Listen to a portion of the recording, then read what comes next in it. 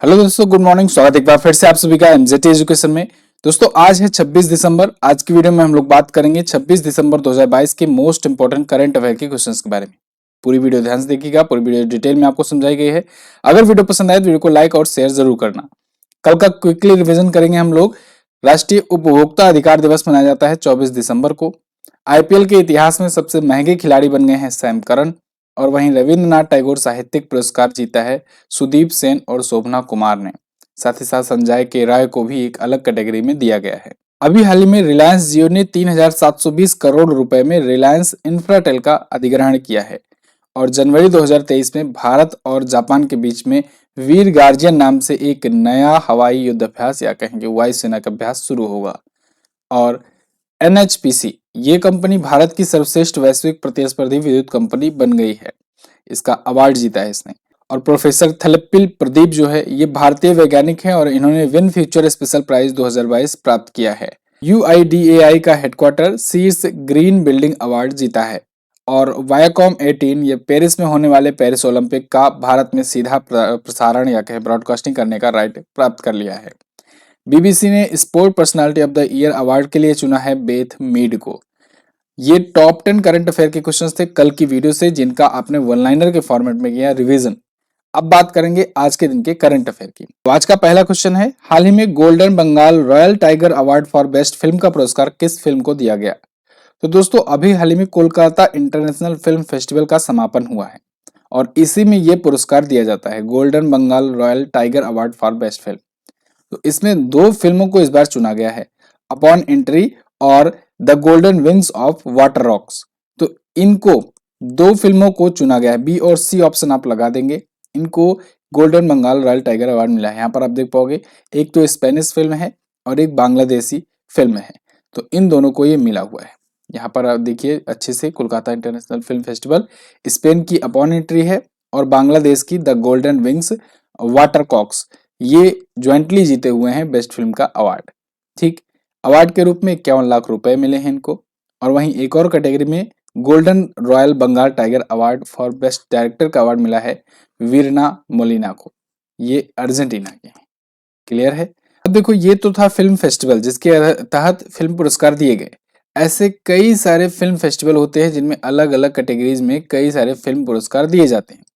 और आप लोग की जो ब्रह्मास्त्र किताब आई हुई है उसमें मैंने एक अलग से चैप्टर बनाया हुआ है पुरस्कार सम्मान में, फिल्म पुरस्कार नाम से, जिसमें सभी के सभी फिल्म पुरस्कारों को एक साथ कंपाइल किया गया है। ऐसे बहुत भी हैं, ये तो मैंने एक पेज का ही स्क्रीनशॉट लिया हुआ है। तो यहाँ पर आप देख पाएंगे जैसे गोल्डन ग्लोब हुआ, दादा साहब फाल्के इंटरनेशनल अवार्ड हुआ, एकेडमी अवार्ड जिसे आप ऑस्कर अवार्ड के नाम से जानते हैं, बाफ्टा अवार्ड हुआ, ठीक है, ढाका इंटरनेशनल फिल्म महोत्सव हुआ, ग्रैमी अवार्ड हुआ, ये सब दिए गए हैं। यहाँ पर आपको स्टैटिक पॉइंट इसका दिया गया है, ठीक है। इसके अलावा यहाँ पर जो इस बार का जो रीसेंट पॉइंट है वो दिया गया है। कुछ चीजें आप रिवाइज कर लीजिए। एकेडमी अवार्ड जो है ये इंपॉर्टेंट होता है। अच्छा, जिनके पास किताब है आज इसको जरूर रीडिंग लगा लेना। जब भी रिलेटेड आपसे क्वेश्चन पूछा जाए तो जो मैं पेज को रेफरेंस दूं, उसको जा करके आप, अगर आपके पास बुक है तो जरूर उस दिन पढ़ लिया करो, ठीक है, इससे रिवीजन बढ़ता जाएगा आपका। तो ऑस्कर अवार्ड की बात करेंगे तो इसमें बेस्ट फिल्म कोडा को चुना गया, बेस्ट एक्टर विल स्मिथ को चुना गया किंग रिचर्ड मूवी के लिए, जिन्होंने थप्पड़ मारा था और चर्चे में आए थे, इन पर बैन भी लग गया है। बेस्ट एक्ट्रेस जेसिका चैस्टेन को चुना गया है the I of Temi phase के लिए। बेस्ट डायरेक्टर जेन कैंपियन को चुना गया है और सबसे ज्यादा अवार्डेड फिल्म ड्यून चुनी गई है, 6 अवार्ड पाई है, 11 नॉमिनेशन था इसका। क्लियर है? तो 94वां इस बार का एकेडमी अवार्ड था, ये याद रखेंगे आप। गोल्डन ग्लोब भी याद रख लेंगे, बेस्ट फिल्म इसमें the power of the dog चुनी गई। ऐसे ही the power of the dog को ही बाफ्टा भी दिया गया है, ठीक है। बाकी चीजें आप पढ़ लेंगे। अगला, हाल ही में किस देश में नया ट्रांसजेंडर कानून पारित किया गया जिसके अनुसार 16 साल से ऊपर का कोई भी व्यक्ति अपना लिंग बदल सकता है? तो दोस्तों अभी हाल ही में स्पेन में एक ट्रांसजेंडर का के लिए एक नया कानून पास किया गया है और ये बहुत ही यूनिक कानून है। मतलब कि इसमें ये कहा गया है वहां की संसद के द्वारा कि जिस भी व्यक्ति की 16 ईयर से ऊपर की एज है वो बिना किसी की अनुमति के वो अपना लिंग बदल सकता है। यानी अगर मेल है तो वो अपने आप को फीमेल करना चाहता है तो फीमेल हो सकता है, अगर वो फीमेल है तो फिर अगर वो अपने आप को मेल बनाना चाहता है तो वो मेल करवा सकता है बाय मेडिकल। ठीक है, तो ये 16 साल के ऊपर के सभी व्यक्तियों के लिए लागू होगा। अब अगर 16 साल से नीचे अगर कोई है तो उनको इन्होंने दो टाइप से विभाजित किया हुआ है। अगर मान लीजिए 16 साल से नीचे की उम्र है तो दो टाइप से, कौन कौन सा टाइप होगा, एक तो होगा 12 और 13 साल की उम्र का, और एक होगा 14 और 15 साल की उम्र का। तो अगर 12-13 साल का कोई है तो फिर वहां का जो जज होगा उससे अनुमति लेनी पड़ेगी। 14 और 15 साल का कोई व्यक्ति है वो अपना जेंडर चेंज कराना चाहता है तो उसके माता पिता का होना, माता पिता की अनुमति होना जरूरी है। लेकिन 16 साल से अगर ऊपर का है तो फिर उसे किसी की भी अनुमति लेने की जरूरत नहीं है, वो स्वतंत्र है, वो अपना जेंडर जो है वो चेंज करा सकता है। ये कानून अब पारित हो गया है स्पेन में, स्पेन की निचली संसद में अभी ये पारित हुआ है। क्लियर। अब स्पेन आया है तो स्पेन के बारे में हम लोग देख लेते हैं वर्ल्ड मैप में इसकी लोकेशन और बाकी की डिटेल। तो वर्ल्ड मैप में अगर आप देखोगे तो ये रहा अपना प्यारा भारत, यहाँ पर, यहाँ से स्पेन के लिए आपको आना होगा यूरोपियन कॉन्टिनेंट में। यूरोपियन कॉन्टिनेंट में आप आएंगे तो ये आपको फ्रांस दिखेगा, बड़ा सा देश। फ्रांस से नीचे इधर दिखेगा स्पेन। ठीक है, अच्छा देखो तीन बड़ी कंट्रीज यहाँ पर हैं, जर्मनी आपको दिख जाएगा, फ्रांस दिखेगा और स्पेन। ये सभी बड़ी बड़ी कंट्री हैं लैंड के रूप में। ठीक है, इनका जो एरिया है वो ज्यादा है। तो स्पेन आपको यहाँ पर दिख जाएगा। ठीक है, मैड्रिड जिसकी कैपिटल होती है, मैड्रिड कैपिटल होती है। कमेंट करके बताओ स्पेन के मैड्रिड में किसका हेडक्वार्टर है, किस अंतरराष्ट्रीय संगठन का हेडक्वार्टर है। बहुत ही इंपॉर्टेंट है और बहुत ही अच्छा ऑर्गेनाइजेशन है, आप कमेंट करके हमें जरूर बताएंगे। पेड्रो सेंचेज इसके प्राइम मिनिस्टर हैं और यूरो यहाँ की भी करेंसी होती है क्योंकि यूरो जो है यूरोपियन यूनियन का ये भी मेंबर है। यहीं पर आपको बगल में पोर्तुगाल दिख जाएगा। अगला है, हाल ही में आईएमएफ ने फाइनेंशियल ईयर 2023 के लिए भारत की जीडीपी ग्रोथ रेट का अनुमान कितना लगाया। तो दोस्तों आईएमएफ यानी इंटरनेशनल मॉनेटरी फंड, इसने अपना 2023 के लिए जो जीडीपी ग्रोथ रेट का अनुमान पहले बताया था उसको अब घटा दिया है। अब घटा करके कर दिए हैं 6.8%। पिछली बार ये बताए थे 7.4% का अनुमान, अब ये घटा दिए हैं अनुमान अपना, बार बार घटाते रहते हैं। इसके पीछे इन्होंने विदेशी कारण और इंस्टेबिलिटी और रसिया यूक्रेन युद्ध वगैरह बहुत सारी चीजें बताई हुई हैं। तो फिलहाल आईएमएफ ने अपना जीडीपी ग्रोथ रेट का अनुमान भारत के लिए घटा दिया है इस फाइनेंशियल ईयर के लिए। यहाँ पर आप आर्टिकल देख पाओगे इकोनॉमिक टाइम का, और IMF cut India's financial year 2023 growth aim to 6.8%। अब देखो नेक्स्ट वाले के लिए भी इन्होंने प्रेडिक्शन जारी कर दिया है। अगला जो फाइनेंशियल ईयर होगा इसमें इन्होंने बताया है 6.1% रहेगा 2023-24 के लिए, और 2022-23 के लिए यानी करंट फाइनेंशियल ईयर के लिए 6.8% रहेगा। क्लियर। इंटरनेशनल मॉनेटरी फंड की अगर बात करें तो 1945 में की स्थापना हुई थी, वाशिंगटन डीसी में इसका हेडक्वार्टर है, क्रिस्टलिना जॉर्जिवा इसकी अध्यक्ष हैं। अच्छा, गीता गोपीनाथ का नाम तो आपको पता ही होगा, गीता गोपीनाथ। गीता गोपीनाथ ये आईएमएफ की पूर्व दोस्तों रह चुकी हैं मुख्य अर्थशास्त्री, लेकिन अभी प्रमोट हो गई हैं और अब दूसरी सबसे बड़ी अधिकारी हैं आईएमएफ में। अच्छा, गीता गोपीनाथ को ही जो इसका जो हॉल ऑफ वॉल होता है ना, एक मतलब कि ऑल टाइम वॉल होता है पूर्व मुख्य अर्थशास्त्रियों की, उस वॉल पर उनको भी ऐड किया गया है और वो ऐड होने वाली पहली भारतीय महिला बनी है। ठीक है ना। चलिए, तो ये हो गया इंटरनेशनल मॉनेटरी फंड की बात। अब इसको आप वर्ल्ड बैंक के साथ ही जोड़ा कीजिए। वर्ल्ड बैंक जो है ये लॉन्ग टर्म के लिए लोन देता है और उसी का ही समझो, उसी के साथ इसकी भी स्थापना हुई थी शॉर्ट टर्म के लिए लोन देने के लिए। आगे बढ़ जाते हैं। हाल ही में नेपाल के नए प्रधानमंत्री कौन बने। तो नेपाल के नए प्रधानमंत्री बन गए हैं दोस्तों पुष्प कमल दहल या प्रचंड जिसे कहते हैं। तो पुष्प कमल दहल ये नए प्राइम मिनिस्टर होंगे नेपाल के। अभी गठबंधन की वहां पर सरकार बनी है और उस गठबंधन की सरकार में केपी शर्मा ओली और भी कुछ पार्टियां और ये पुष्प कमल दहल की पार्टी, ये सब मिल करके सरकार बनाए हुए हैं। इसकी दावेदारी पेश की हुई है ये अपने प्रेसिडेंट विद्या देवी भंडारी के पास, तो उन्होंने अप्रूवल भी दे दिया है। अब एक चीज और ध्यान रखना है, इन लोगों ने, क्योंकि गठबंधन है तो गठबंधन में तो डील होती है, तो डील में ये हुआ है कि ये 2.5 साल तक रहेंगे। ठीक है, तो 2.5 साल तक तो ये रहेंगे पुष्प कमल दहल प्रचंड जिसे कहते हैं। उसके बाद हो सकता है उन जो बाकी की 5 अन्य पार्टियां हैं उनमें सबसे दावेदार केपी ओली है, तो हो सकता है 2.5 साल बाद केपी ओली बन जाए, या फिर केपी ओली नहीं बनते हैं तो इनमें से बाकी के कोई और नया प्राइम मिनिस्टर देखने को मिल सकता है। तो कुल मिलाकर के इनका कार्यकाल होगा 2.5 साल का। ठीक है ना। नेपाल नेपाल की राजधानी काठमांडू होती है, मुद्रा होती है नेपाली रुपया। चलिए फटाक से आपको दिखा देते हैं वर्ल्ड मैप पे कहाँ पर है ये। तो वर्ल्ड मैप में देख लो, सबसे पहले तो ये रहा अपना प्यारा भारत, और यहीं से भारत से ही रोटी बेटी का नाता रखने वाला ये देश ये रहा नेपाल, ठीक है, सटा हुआ।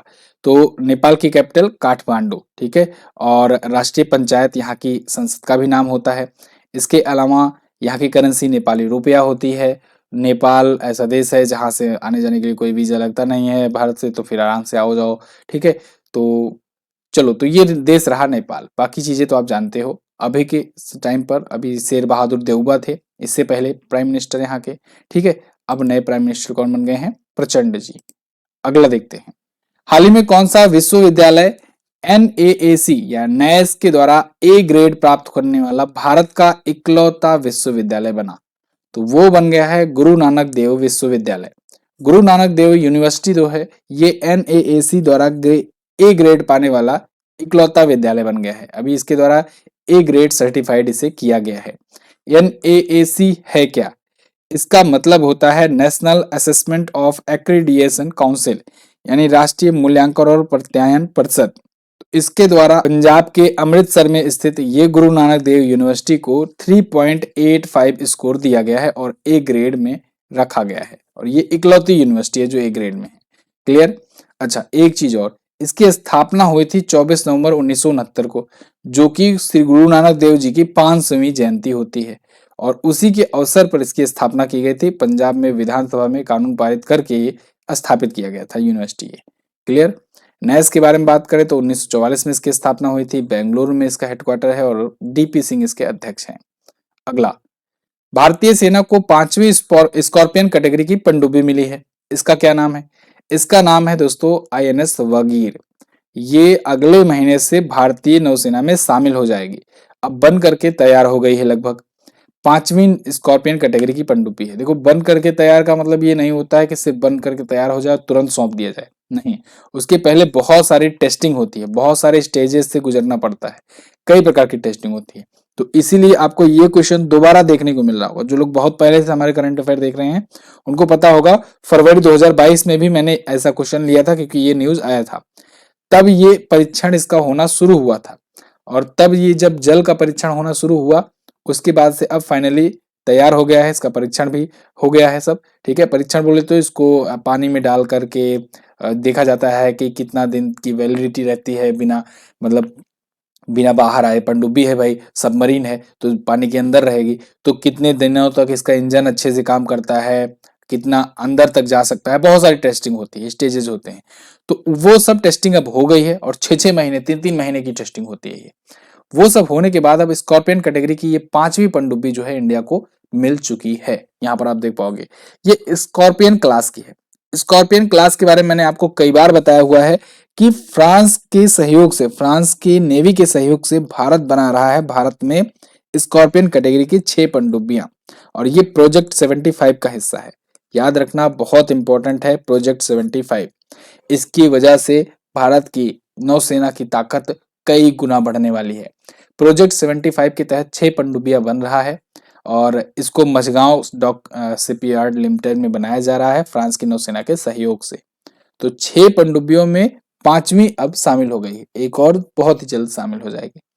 कुछ दिन पहले ही मैंने आपको इंडियन नेवी से रिलेटेड बताया था INS मोरमुगांव को। INS मोरमुगांव ये मिसाइल विध्वंसक है, और ये भी अभी रिसेंटली शामिल किया गया है, इंडियन नेवी आया है। तो अभी इंडियन नेवी डे मनाया गया दोस्तों 4 दिसंबर को।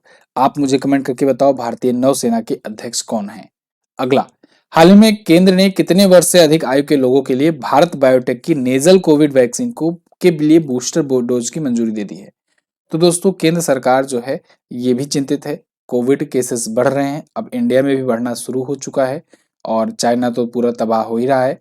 तो इसको देखते हुए तेजी से वैक्सीनेशन कैसे किया जाए, और जो लोग वैक्सीनेट हो चुके हैं उनको बूस्टर डोज कैसे पहुंचाई जाए, इसके लिए भारत बायोटेक की जो नेजल वैक्सीन है ना, उसको मंजूरी दे दी है। लेकिन अभी ये मंजूरी 18 वर्ष से ऊपर के व्यक्तियों के लिए है।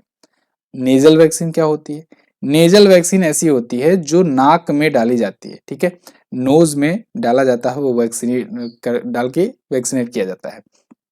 इसमें सुई नहीं होती है, सिरिंज नहीं होती है, बिल्कुल आसान भाषा में समझो, डरना मत कि नाक में सुई लगाई जाएगी, ऐसे ही कुछ एक होता है, ठीक है, और नाक में डाला जाता है। जैसे पोलियो होता था, पोलियो क्या है, ओरल वैक्सीन होती है पोलियो की।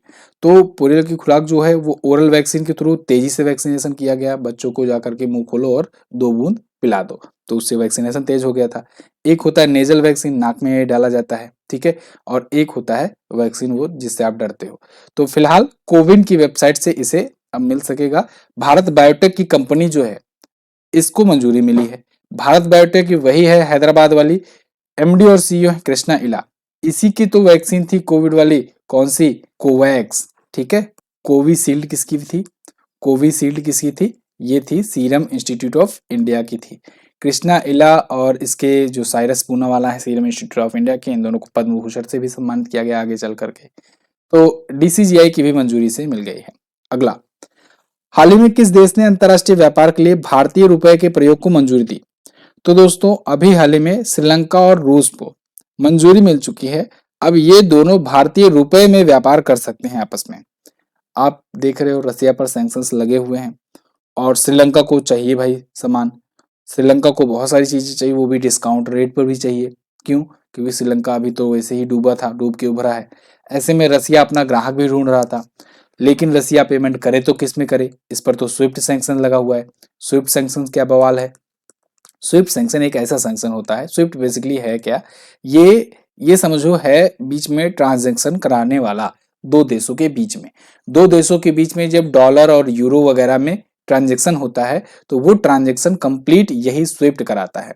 स्विफ्ट के जरिए होता है ट्रांजैक्शन, ठीक है। जैसे आप देखो भारत में आईएफएससी कोड होता है, आईएफएससी कोड लगाते हो ना जब भी आप बैंक टू बैंक ट्रांसफर करते हो, तो आईएफएससी कोड बेसिकली ये है जो उस बैंक की लोकेशन, उस बैंक की डिटेल जहां पर आप ट्रांसफर कर रहे हो उससे कनेक्ट कराता है। तो अगर देश भर के अंदर आपको ट्रांजेक्शन करना है तो आईएफएससी कोड लगता है आपके बैंक का, जिसमें आपकी ब्रांच का यूनिक होता है आईएफएससी कोड। ऐसे ही दो देशों के बीच में अगर करना होता है तो स्विफ्ट कोड लगता है। वो जो स्विफ्ट संस्था है यही ट्रांजेक्शन कंप्लीट कराती है। लेकिन जब रसिया से विवाद शुरू हुआ, रसिया यूक्रेन वार शुरू हुआ, तो उसके कुछ ही दिनों के बाद अमेरिका और कई सारे देशों ने मिलकर के स्विफ्ट सैंक्शन लगा दिया था इस पर, जिसकी वजह से रसिया आज के टाइम पर डॉलर में ट्रांजेक्शन नहीं कर सकता है। जब डॉलर में ट्रांजेक्शन नहीं कर सकता है तो बहुत सारे देशों से ट्रांजेक्शन इसका टूट गया। ऐसे में आज के टाइम पर रसिया जो है ये तलाश कर रहा है करेंसी का, तो अलग अलग देशों से जब व्यापार करता है तो अलग अलग करेंसी की कोशिश करता है वहां से ट्रांजेक्शन किया जाए। जैसे क्योंकि इसका रूबल जो है भाई ये तो इसी देश का है, इसको और देश कैसे मान्यता लेंगे, ठीक है।